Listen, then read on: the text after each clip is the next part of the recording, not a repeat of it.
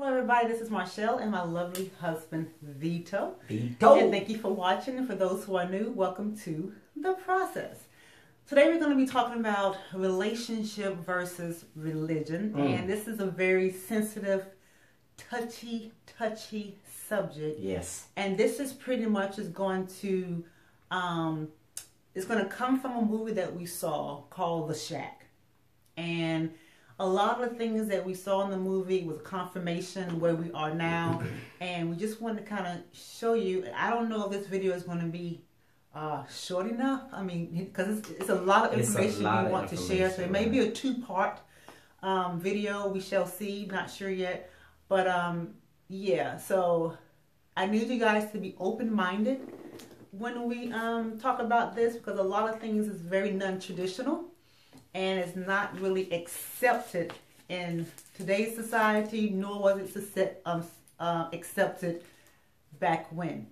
But anyway, if you are interested in understanding having a relationship with God versus religion, stay tuned. We'll be back.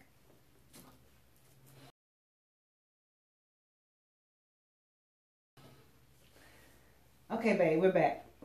Yeah, we are. Ooh. This is not going to be an easy subject, because some of you may click the button.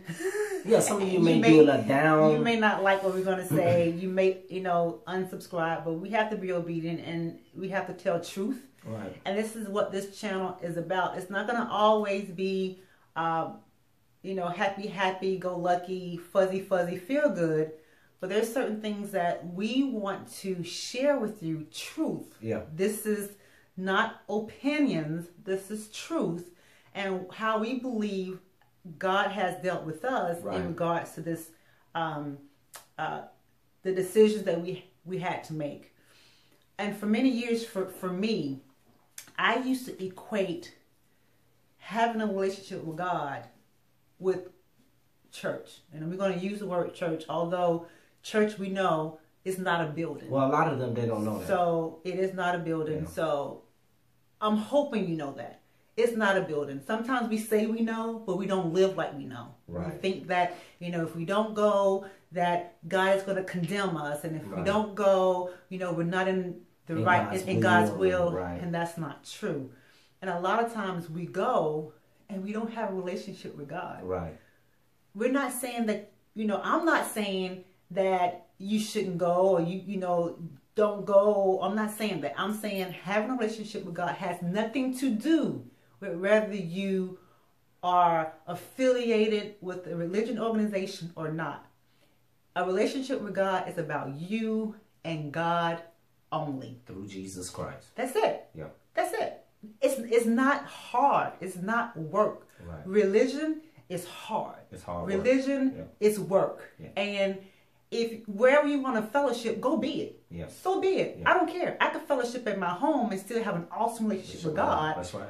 And don't have to ever, step foot in a religious organization. Right. If you do go to a religious organization, so be it. Yeah. Just make sure your relationship with God is intact. Right. Because when Christ comes back, He's not going to ask you what church you go to. He's not going to ask you, where do you go fellowship? Where you go fellowship? Yeah. No.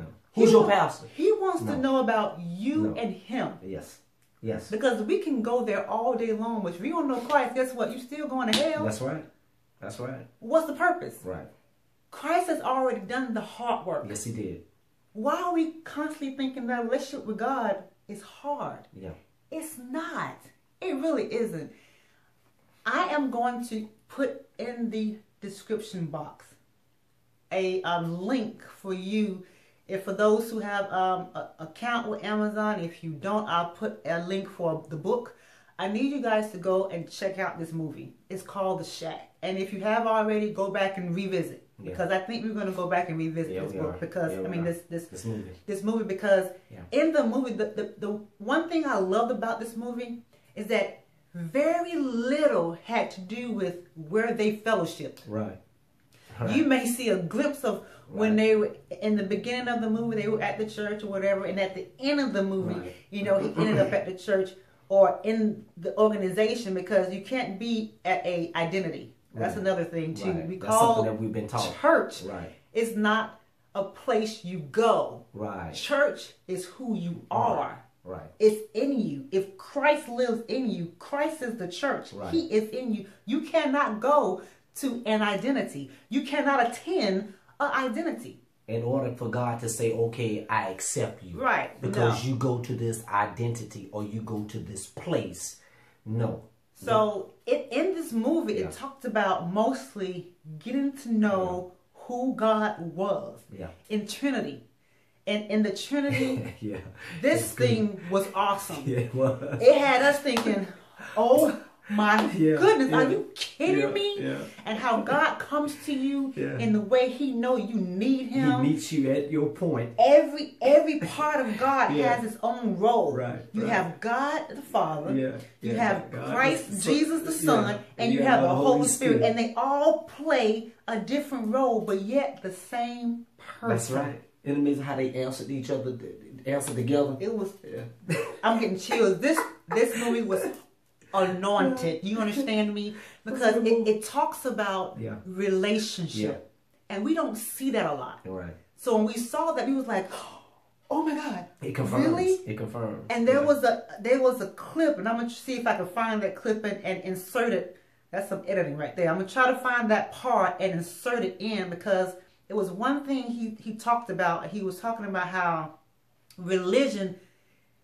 Jesus was talking. Yeah, Jesus was talking. He said, he was walking I don't like religion because it's too much work. Too much work, and he don't like slavery. He doesn't like slavery. Now, I'm going to go back and I'm going to listen to that again, because I could have swore that's what he said. I don't like slavery. But he definitely said religion takes too much work. That's right. It does. Relationship does not. Yeah. Relationship is easy. Yeah. And I think a lot of people, they back away and they shy away from having a relationship with God, because they think they have to do this, that. Don't do this, don't do that. It's the way they've been taught. And it's the way we've been taught. It's a generational cycle. It's been passed down from generation to generation. And is that when you repent, then what happens after you repent, then you have to do this. And that's a work. That's like they implement their work of what they've been taught.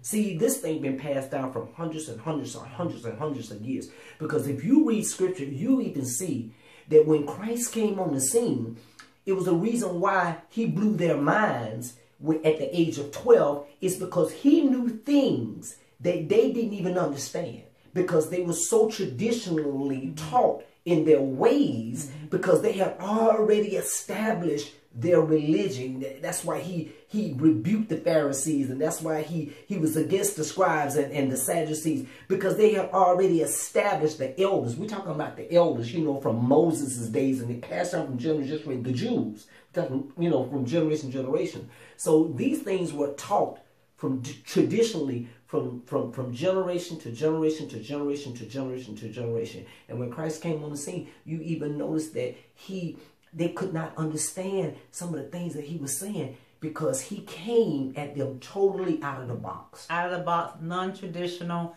It wasn't something they were used to. They were used to rules and laws and commands. And don't do this and don't do that. Sacrifice this, sacrifice that. Why are we still living in those days when Jesus already came and he was the ultimate sacrifice? He was the ultimate sacrifice. He set us free. It's just that simple. And then we have scripture that we've been taught, and not only have we been taught these scriptures, and we've always been taught that the scriptures mean this. Right. Until you study and search. But technically they don't mean that. No. They only mean that when it's convenient for the person that's teaching you it. Right. So my thing is this: we have to learn to study for ourselves. Know who was talking, when they was talking, who they was talking to. That's when the word says, study to show yourself approved, so that we can rightly divide the word of truth. Right. That is so important, because someone can show you a scripture and they will read exactly what it says. You know that's what it says, and then you expect them to interpret it for you? No. Not good. No. So many years we have been taught the interpretation of someone else's teaching. Yeah. And God said, that's not what it means. My word is what it is. It is what it is. He's no respectable person. And he say, don't add, don't take away. Right. So a lot of times when people say, well, it tells us do not forsake the assembly, da da da da. Yeah, but it doesn't say that you forsake your, the saints when you don't fellowship at a certain place. Yeah, yeah. That scripture is talking about isolating yourself from everyone who's a child of God, and it's just you and God by yourself, and you don't need nobody else. That's not, That's what exactly it's talking about. It's not saying that you got to be sitting in, a religious organization on Mondays, Wednesdays, and Fridays, Saturdays, Sundays, and Mondays, and if you don't, you forsaken the saints. No, that's not what it means. When you go to work, and you have children of God on your job, and they come walking in your cubicle, they come walking in your office, and y'all fellowshipping, and you talking, and you praying, and you're not forsaking in yourself. That's ministry. That's church. Yeah. That's what we're talking about. That's what God wants to get out there. The truth. And the truth will set us free. Yeah. There's nobody talking about this. You know why? Because people are afraid. They're afraid to talk about it. They're afraid of what people are going to say. They're afraid that people are going to cut them off and cast away. Exactly. But you know what? Jesus was cast away. That's right. He was. Jesus was talked about. That's right. Jesus was lied on. Because he came on the scene not doing the same thing what they did. Jesus was misunderstood. A lot of people misunderstand you when you walk away from the norm. That's right.